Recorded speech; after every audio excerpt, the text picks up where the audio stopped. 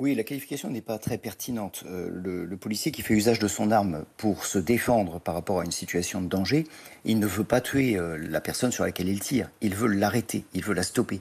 C'est-à-dire qu'il n'a pas dans son esprit, dans sa personnalité, une volonté homicide.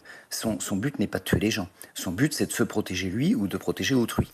Donc, quand on a ce type de dossier, et mon cabinet traite ce type de dossier toutes les semaines, nous avons généralement une qualification de violence volontaire avec arme et ayant entraîné la mort sans intention de la donner.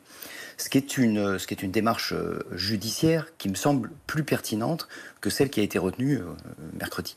Comment est-ce que vous expliquez que ce soit l'homicide volontaire qui ait été retenu?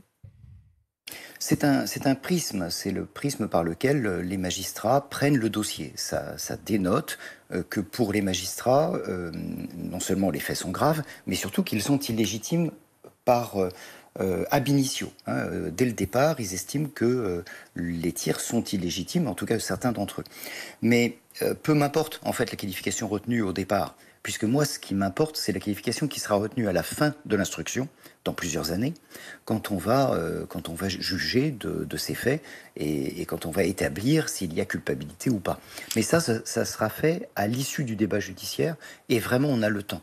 C'est pour ça que je considère qu'il n'y a pas lieu de s'exciter ou de s'énerver concernant des qualifications. La qualification, elle est évolutive et dans beaucoup de dossiers, elle évolue au fur et à mesure de la procédure.